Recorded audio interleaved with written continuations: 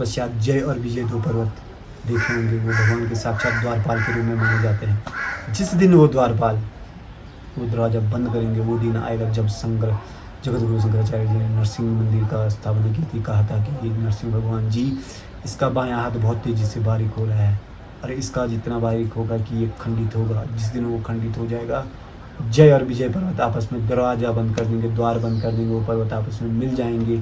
तत्पश्चात बद्रीनाथ जाने का मार्ग बंद हो जाएगा, और उसके बाद बद्री विशाल जी की पूजा आपके समक्ष इस शिला रूपी शिला पे होगी। जो ये शिला अपने आप आकृति बदल ली है, ये शिला ना ऐसी ही नहीं थी। आज ही मैंने सबसे बड़ी माला डाली है अपने लाइव में। हे दोस्तों, गुड मॉर्निंग। स्वागत है आपका मेरे एक और नए ब्लॉग में। इस वक्त मैं हूँ गोविंद घाट में। कल रात को हम लोग 8 बजे आए थे। हम लोग ने घाघरिया से अपनी ट्रैक शुरू की थी तकरीबन 4 बजे, और हम लोग को 4 घंटे लगे थे। बारिश हो रही थी, अंधेरा काफ़ी हो चुका था, तो मैं कुछ दिखा नहीं पाया था। तो इस वक्त हम लोग का ये सोच है कि हम लोग जाने वाले हैं बद्रीनाथ दर्शन करने के लिए। तो चलिए आपको भी लेके चलते हैं, बद्रीनाथ के दर्शन करवाते हैं। और चलिए पहले आपको रूम टूर दे देता हूँ, फिर यहाँ से निकलता हूँ। दोस्तों आइए, आप रूम टूर दे देता हूँ मैं। आप एंटर करते हो तो ट्रिपल बेड है, 2 बेड एंड ये सिंगल। टीवी लगी हुई है, बट इस वक्त लाइट नहीं आ रही है क्योंकि यहाँ पे तार टूट चुका है। वॉश बेसिन है, एक मिरर है, और क्लीन वॉशरूम है। गीजर भी यहाँ पे लगा हुआ है। क्लियरिटी नहीं आ रही है क्योंकि लाइट यहाँ पे नहीं है। कल रात को ही तार टूट गई थी पास में, क्योंकि बारिश काफ़ी हो रही है। गोविंद घाट से हम लोग निकल चुके हैं, बट रास्ते में लैंडस्लाइड बहुत हुआ है। बरसात का मौसम है तो ये होगा ही, बच के और संभल के चलिए।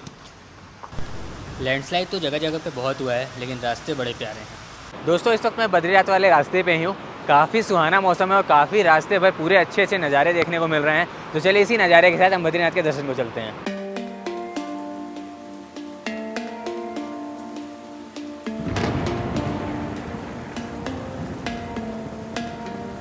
तो बद्रीनाथ टेम्पल के पास आ चुका हूँ। मेरे पीछे आप देख सकते हैं बद्रीनाथ जी का टेम्पल है। चलिए पहले स्नान करते हैं, उसके बाद बद्रीनाथ जी के दर्शन करते हैं। आपको इसमें दर्शन करने के बाद ज्वाइन करता हूँ।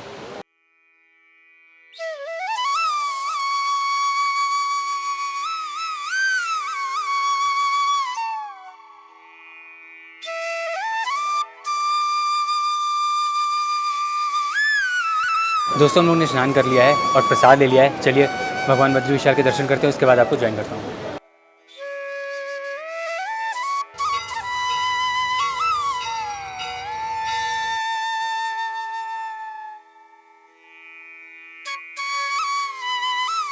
बद्री विशाल जी के प्रसाद हम लोगों ने ले लिए हैं। हमें 100 रुपये में पड़ा है ये, लेकिन अगर आपको 5 रुपये में भी मिल जाएगा। 5 रुपये का पीछे से पत्तल ले लो जाके, और आप प्रसाद ले लो 5 रुपये में मात्र। तो हम लोग ने बद्री विशाल जी के दर्शन कर लिए हैं। बहुत ही प्यारा दर्शन रहा, और हम लोग जब गए थे तो आरती हो रही थी उनकी। बहुत ही प्यारा दर्शन हमें मिला। चलिए अब हम लोग यहाँ से निकलते हैं, क्योंकि हम लोग को सोच रहे हैं माणा गाँव भी जाएँ। तो चलिए माणा गाँव पहुँच के आपको ज्वाइन करता हूँ मैं।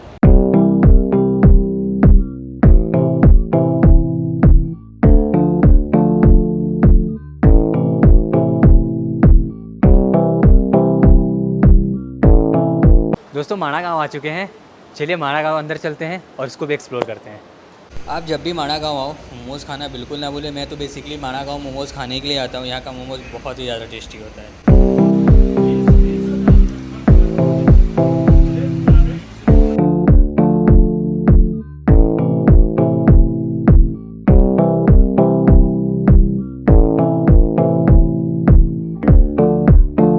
दोस्तों इस वक्त हम लोग भीम पुल पे आ चुके हैं। हमारे पीछे आप देख सकते हैं स्वर्गारोहण द्वार। यहीं से पांडव स्वर्ग की यात्रा पे गए थे। तो चलिए हम लोग भी आगे चलते हैं और वसुधारा फॉल को पास से देखते हैं।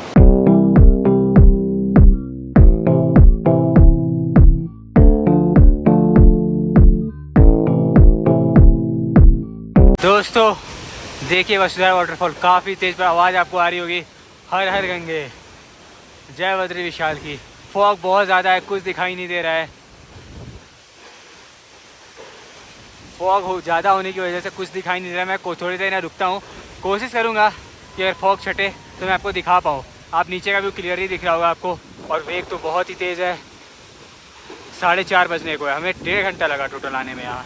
आप ऊपर से चारों तरफ का नज़ारा देखिए, कुछ दिखाई नहीं दे रहा है, सिर्फ फॉग ही फॉग है, फॉग ही फॉग है।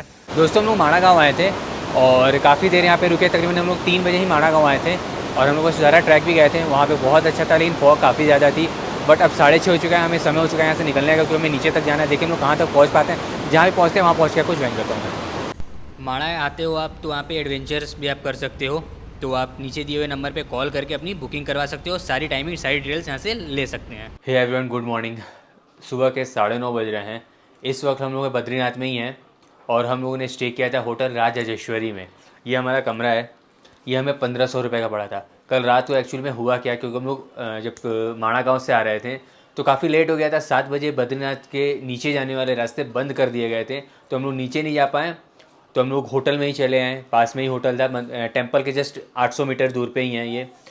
और हम लोग बहुत ज़्यादा थके हुए थे, तो रात को मैं कुछ दिखा भी नहीं पाया, मैं मंदिर भी नहीं जा पाया और कमरे का टूर भी नहीं दे पाया।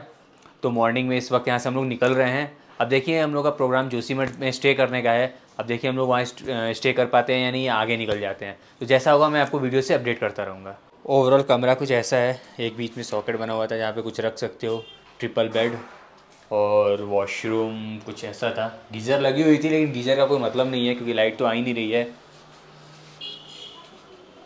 और बाहर का व्यू कमरे से कुछ ऐसा है। दोस्तों, बहुत से लोग हनुमान चट्टी को जानते तो हैं बट यहाँ रुकते नहीं है, बट इसका भी बहुत ज़्यादा महत्व है। अगर आप इसके बारे में जानोगे तो आपको समझ आएगी। अगर आप बद्रीनाथ आते हो तो आपको यहाँ पे दर्शन ज़रूर करने चाहिए। दोस्तों, हम लोग आ चुके हैं JMVN जोशीमठ में, क्योंकि यहाँ पे पार्किंग की बहुत ही ज़्यादा समस्या है। और कुछ अच्छा है, हम रिसेप्शन पे इस वक्त हैं और रेट लिस्ट देखिए यहाँ पे लगी हुई है, आप इसको पॉज करके पढ़ लीजिए। दोस्तों, इस वक्त हम लोग आ चुके हैं JNVN जोशीमठ में। चलिए अपना रूम टूर मैं आपको देता हूँ। हमारा रूम नंबर है 109। आप कमरे में एंटर करते हो तो ये फैमिली स्वीट रूम है।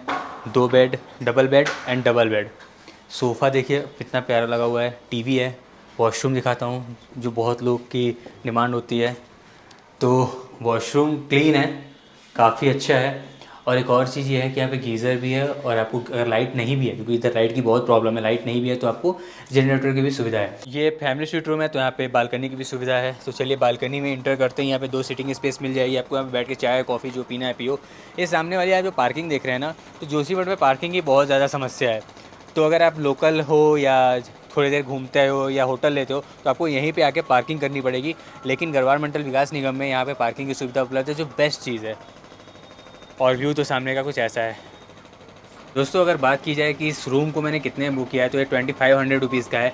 और जो इसका रेट लिस्ट है, ये आगे वीडियो में आपको, जो मैंने इंट्रो की वीडियो बनाई हुई है इसमें जब मैं एंटर कर रहा हूँ उसमें आपको इसका मिल जाएगा। आप वहाँ से पॉज करके पूरा इसको पढ़ सकते हैं कि कौन कौन सी कैटेगरी के रूम है यहाँ पे और उसकी प्राइसिंग क्या है। बाहर से JMVN का टूरिस्ट गेस्ट हाउस कुछ ऐसा दिख रहा है। काफ़ी अच्छी प्रॉपर्टी है और पार्किंग स्पेस तो बहुत ज़्यादा है यहाँ पे।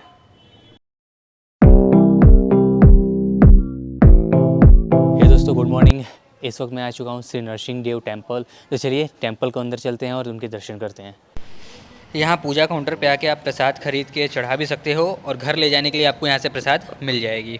दोस्तों, मैंने नरसिंह देवता के दर्शन कर लिए हैं। काफ़ी अच्छा दर्शन रहा है। चलिए अब दूसरे यहाँ पे 4-5 और मंदिरें आसपास में ही हैं, तो चलिए उसमें चलते हैं और उसके भी दर्शन करते हैं और आपको दिखाते हैं। दोस्तों, इस वक्त हम लोग आ चुके हैं वासुदेव मंदिर। चलिए अंदर चलते हैं और उनके भी दर्शन करते हैं।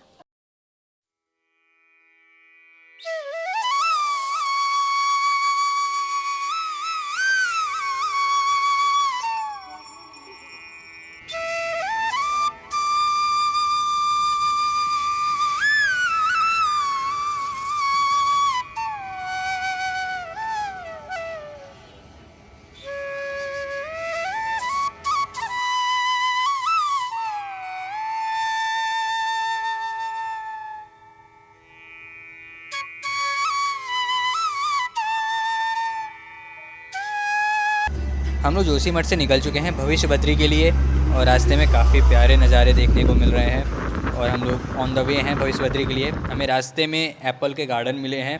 यहाँ पे काफ़ी सारे एप्पल लगे हुए हैं। चलिए कुछ एप्पल्स खाते हैं और फिर यहाँ से निकलते हैं। दोस्तों, हम लोग भविष्य बद्री जा रहे थे, लेकिन रास्ते में ये देखिए क्या हो गया है, लैंडस्लाइड हो गया। पत्थर बहुत बड़ा गिर चुका है। अब इसके वजह से हम लोग आगे नहीं जा पाएंगे। लगता है बद्री विशाल दर्शन नहीं देना चाहते हैं। तो ये काफ़ी बड़ा है, अब कब तक हटेगा पता नहीं इसका। ये अब यहाँ से वापस निकलते हैं क्योंकि अब यहाँ रुकने का कोई फ़ायदा नहीं है। यहाँ पे दूर दूर तक कुछ नहीं है। तो चलिए वापस चलते हैं। दोस्तों, हम लोग यहाँ से निकलने ही वाले थे, तब तक एक ऊपर से भैया दर्शन करके आ रहे थे बाइक से। उन्होंने बोला कि ज़्यादा दूर नहीं है, बस थोड़ा सा ही दूर है, क्योंकि अभी नेट नहीं चल रहा है तो पता नहीं चल रहा है। और यहाँ पे कोई साइन बोर्ड या कुछ लगा नहीं है कि आपको पता चले। और रास्ते पे तो वैसे कोई नहीं है, तो हम लोग गाड़ी को पीछे पार्क कर दिए हैं और पैदल ही वॉक करते हुए जा रहे हैं बद्री विशाल के दर्शन करने के लिए, मतलब भविष्य बद्री के दर्शन करने के लिए। तो चलिए भविष्य बद्री के दर्शन करने चलते हैं और आपको वहाँ पहुँच के ज्वाइन करते हैं। दोस्तों हम लोग सड़क से 500 मीटर का ट्रैक करके ऊपर आ चुके हैं। हमारे पीछे आप देख सकते हैं भविष्य मंदिर टेम्पल है। चलिए मंदिर के अंदर चलते हैं और भविष्य बद्री के दर्शन करते हैं।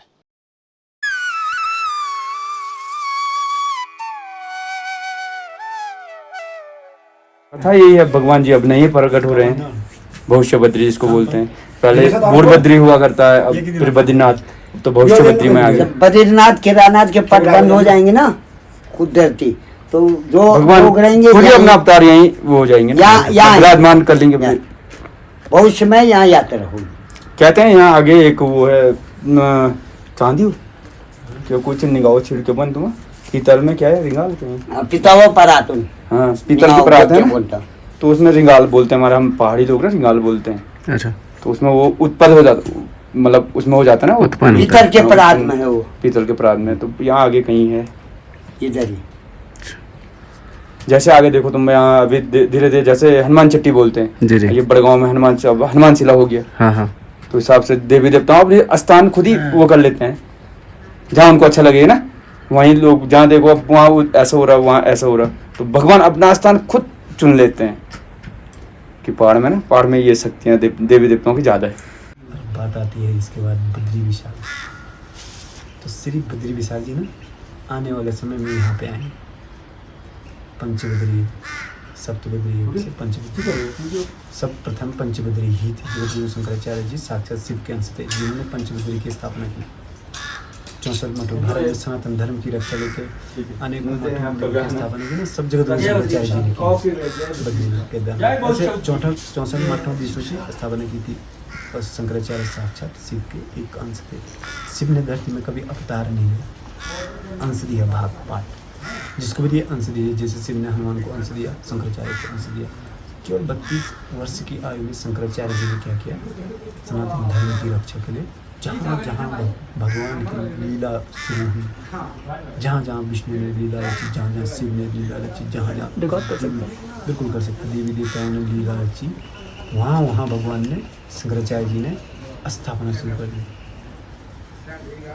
द्वारिका, जगन्नाथपुरी, सब जगह जितने भी भारत में धार्मिक स्थल हैं, जगदीश ने स्थापना शुरू कर दी। उसमें से एक स्थापना आती है श्री भविष्य बद्री धाम। द्वितीय बद्रीनाथ, प्रथम बद्री सर्वप्रथम बद्री विशाल जी स्वयं है। द्वितीय बद्री में आता श्री भविष्य बद्री धाम। तो भविष्य बद्री धाम और बद्रीनाथ का एक रहस्य ऐसा है जो कॉपी पेस्ट है, मैं अपने सब लोगों कह रहा हूँ, जिसे सब अपना हमारे ग्रंथों में कहा जाता है एक भाग है दोनों। क्यों? क्योंकि बद्रीनाथ में भी स्वयं प्रकट है और भविष्य बद्री में भी स्वयं प्रकट है। और जगह जैसे आप वृद्ध बद्री चले जाओ, योग ध्यान बद्री चले जाओ, आदि बद्री प्राण प्रतिष्ठा कर, प्राण प्रतिष्ठा जानते हैं, प्राण प्रतिष्ठा करके मंत्रोच्चारण करके उसको जाने दी गई। तो यहाँ पे भगवान की जाने स्वयं आ रही है, भगवान यहाँ पे प्रकट हो रहे हैं। कलयुग के अवतार है नहीं, तो कलयुग अवतार में भगवान शिला के रूप में आदमी को हमें तुच्छ मनुष्य को चमत्कार दिखा रहे हैं, इसलिए भगवान भविष्य बद्री इसको कहा गया है। अनेकों लीलाएं भगवान ने बद्रीनाथ में रची थी। बद्रीनाथ ने, बद्रीनाथ में पहले भोलेनाथ जी रहा करते थे। भोलेनाथ जी ने नारायण जी को दान दिया वो जमीन, तब से बद्रीनाथ के रूप में जाना जाता है। नाथ मतलब शंभु, बद्री मतलब स्वयं नारायण। नहीं तो बद्री का आश्रम भोलेनाथ जी का आवास हुआ करता था। भगवान ने अनेकों लीलाएं वहाँ पे रची, नारायण विष्णु भगवान ने।